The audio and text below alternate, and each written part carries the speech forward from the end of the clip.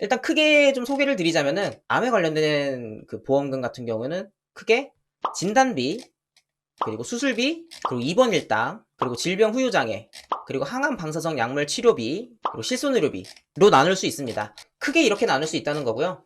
짜잘하게 항암 가발 비용 뭐 이런 담보도 있긴 한데 뭐 그거는 이제 선택 사항이죠. 뭐 가입하실지 마실지는 솔직히 저는 비추드립니다. 왜 있는지 잘 모르겠어요, 솔직히. 자, 먼저 진단금인데요. 진단금 같은 경우에는 여기 적혀있는 이 코드에 맞는 진단서만 있으면은 무조건 보험금이 나옵니다. 예를 들어서 제가 C64였는데요. 요로의 악성 신생물, 신장암, 우측 신장암이 C64.0이더라고요. 그거 같은 경우에는 여기에 속하게 되겠죠. 그러면은 저는 보험금을 받을 수 있게 되겠죠. 자, 그러면은 이 진단금 같은 경우에는 한 40세 남성 기준으로 대략 1000만원당 만원꼴 나옵니다. 현재 기준. 그러니까 암에 걸렸을 때 1000만원을 받으려면 월 만원만큼의 보험료를 계속 내셔야 된다는 얘기죠. 유사암 같은 경우에는 1000만원당, 남성 같은 경우는 굉장히 쌉니다. 1000원대예요. 1000원대.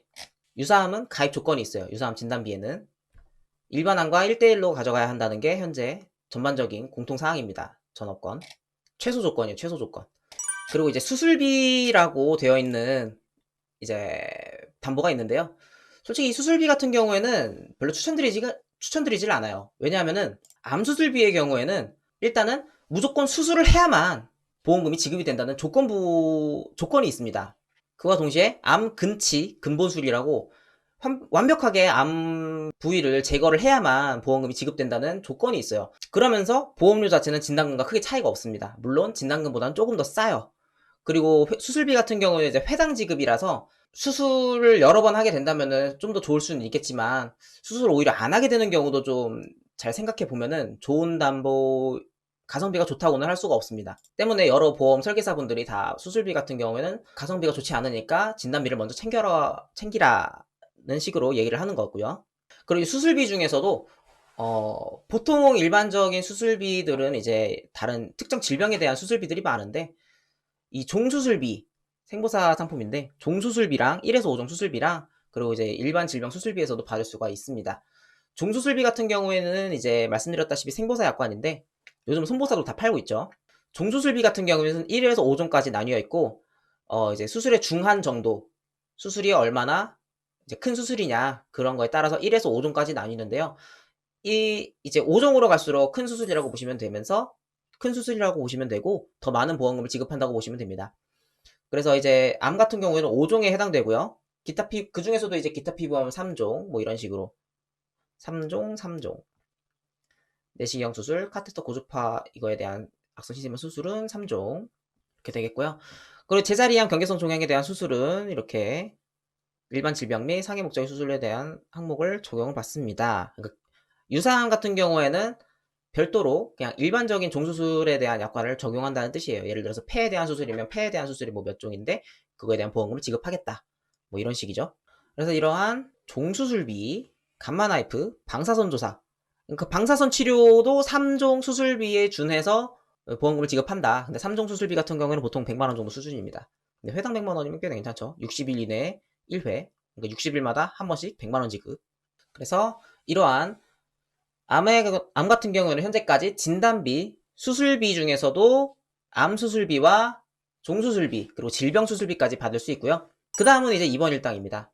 입원 일당도 크게 이제 세 가지로 나뉘는데, 첫 번째는 그냥 일반적인 어떠한 질병도 입원만 하면은 1일당 보험금을 받는 질병 입원 일당, 그리고 이제 암 직접 치료 입원 일당, 그리고 암 요양병원 입원 일당이 있습니다. 자, 근데 이 암 입원 일당 같은 경우에는 사실 조금 호불호가 갈린다고 해야 될까요? 가성비가 솔직히 좋지는 않습니다. 왜냐하면은 현재 암 같은 경우에는 건당 입원 일수가 평균 입원 일수가 9일입니다.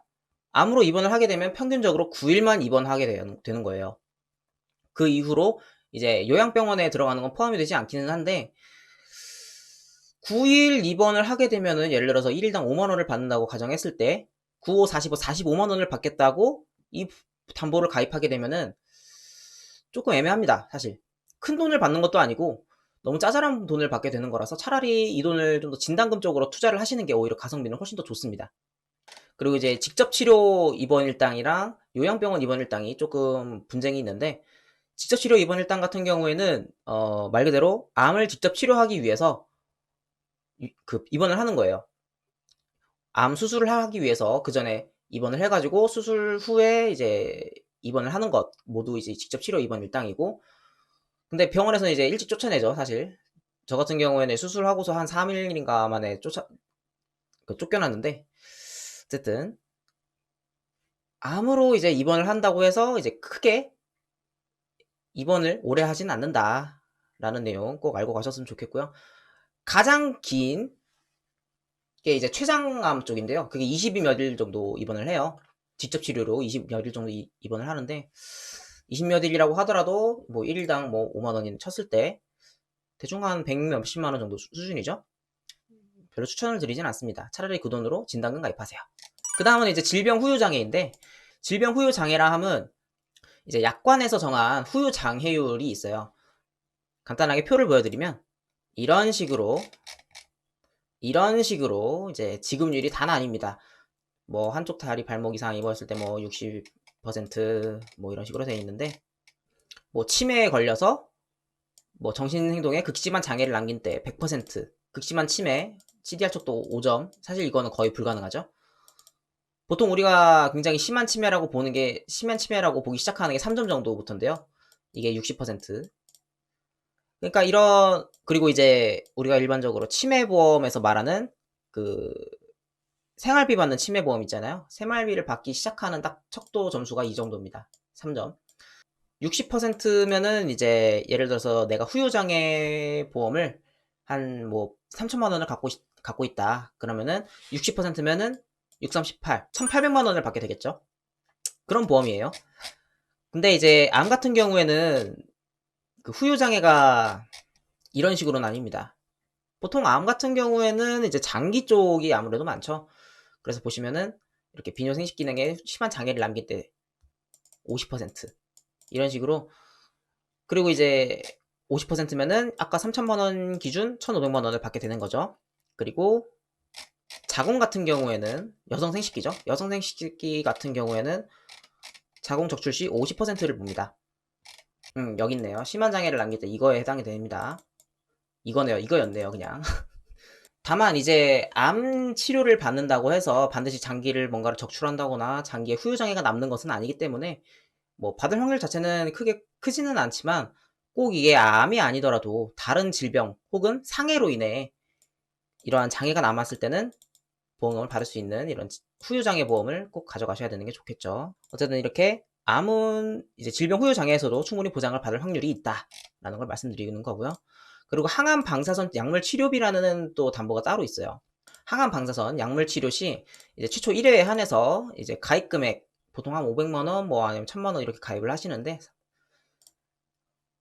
근데 이것도 솔직히 가성비가 그렇게 좋지 않아요. 이거 같은 경우에도 마찬가지로 항암으로 인해 방사선 치료를 받거나 약물 치료를 받아야만 최초 1회에 한해서 보험금이 나가는 건데, 솔직히 이 돈을 진단금에 돌리면 더 많지는 않지만 더 괜찮은 보험을 가져가실 수 있다고 봅니다. 자, 이제 마지막으로 실손의료비인데요. 내가 부담한 의료비 중에서 이제 80에서 가입 시기에 따라서 80에서 100%, 이제 또 상품에 따라서는 70%, 유병자 같은 경우는 70%죠. 이런 거를 이제 보상하는 실손 의료비를 갖고 있다면 의료비 부담은 앞서 말씀드렸듯이 크게 없어집니다. 전체 의료비 중 이제 본인금 부담금, 예를 들어서 병원에서 나한테 청구한 금액이 1,000만 원이어도 1,000만 원 중에 80% 이상을 실손보험에서 돌려받을 수가 있겠죠. 그러면 실질적으로 내가 부담하는 의료비는 얼마? 100 몇십만 원 수준이겠죠. 저 같은 경우에는 이제 제가 카드로 긁었을 때 1,300만 원인가 긁었는데요. 산정특례 적용받고 이제 실손보험까지 돌려받으니까 제가 돈 들어간 게 한 200만 원 수준이었던 것 같아요. 이런 실손 의료비에서도 충분히 보상을 받으실 수 있다. 자, 여기까지 이제 암 발생 확률, 그리고 암 보험금을 받을 수 있는 확률, 그리고 어떠한 담보를 갖고 있으면 어떻게 보험금을 받을 수 있는지에 대해서 간략하게 말씀을 좀 드려봤습니다. 근데 제가 봤을 때는 아무래도 역시 모든 설계사들이 말하는 게 결국에는 맞아요. 진단비로 준비하시는 것이 결국에는 가성비가 가장 좋습니다. 솔직히 모아놓은 돈 많으시면 굳이 한번 가입 안 해도 돼요. 뭐 내가 소득이 끊겼을 때, 그러니까 보험의 기능은 결국 그거예요. 내가 소득이 끊겼을 때 그 돈을 메꿀 방법이 있냐? 있다면은 가입 안 해도 되고, 없다면 보험을 가입하시는 게 좋겠죠. 솔직히 근데 살아가면서 암에 걸릴 확률이 3분의 1 정도 되면은 좀 이런 말 하긴 좀 그렇지만 암테크 타는 것도 뭐 방법이긴 해요. 뭐 그렇게 하시는 분들도 계시니까 분명. 암 같은 경우에 진단금이 보통 막 2억 이렇게 세팅해서 가져가시는 분들이 있는데 암에 걸리면 2억 나오는 거예요. 그런 분들은 이제 보험료만 뭐 몇십만 원씩 내고 계시죠. 솔직히 그거는 좀 너무 도박 같으니까 뭐 추천은 못 드리겠네요. 암은 이렇게 급작스럽게 큰 돈이 들어가는 질병은 아니에요. 이제 근데 치료를 하게 되면은 보통 저 같은 경우는 수술하고 나서 한 반년 정도는 사실상 일을 거의 못했어요. 그냥 신체 기능이 전체적으로 한 20% 정도밖에 못 낸다. 이제 치료 기간 중에는 적어도 휴식 기간 중에는. 그러면 일을 어떻게 할 수 있겠습니까? 물론 이제 회복이 빠르신 분들은 3개월 만에도 일하시고 뭐 4개월 만에도 일하시고 그러시는데 저 같은 경우는 진짜 조기에 치료하고 조기에 이제 발견해가지고 조기에 치료했음에도 불구하고 적어도 한 반년 정도는 제가 일을 거의 못했는데 게다가 제가 육체를 쓰는 일도 아니고 뭐 그냥 이렇게 보험 영업을 하는 일인데도 불구하고 일을 못했습니다. 그런 거 생각하셨을 때 암에 걸렸을 때 이런 식으로 6개월 정도 치료를 하게 된다면 그간에 이제 아무래도 기존에 쓰던 것도 써야 되면서 생활비도 들어가고 뭐 의료비도 들어갈 수 있고 그런 이러한 비용에 대한 거를 일정한 비용으로 준비를 할 수 있게 되는 게 바로 보험입니다. 다달이 뭐 얼마씩 내면은 적어도 이런 질병에 걸렸을 때 뭐 걱정 없이 지나갈 수 있게 되는 거죠. 큰 돈이 갑자기 들어가진 않고 일정한 비용으로 리스크를 준비할 수 있다는 게 보험의 순기능입니다. 보험을 준비하는 건 선택이지만 리스크는 여러분이 선택할 수 없습니다. 자, 이렇게 영상 봐주셔서 정말 감사드리고요. 영상이 유익하셨다면 구독과 좋아요, 댓글과 알람 설정까지 부탁드리면서 오늘은 이만 마치도록 하겠습니다. 감사합니다.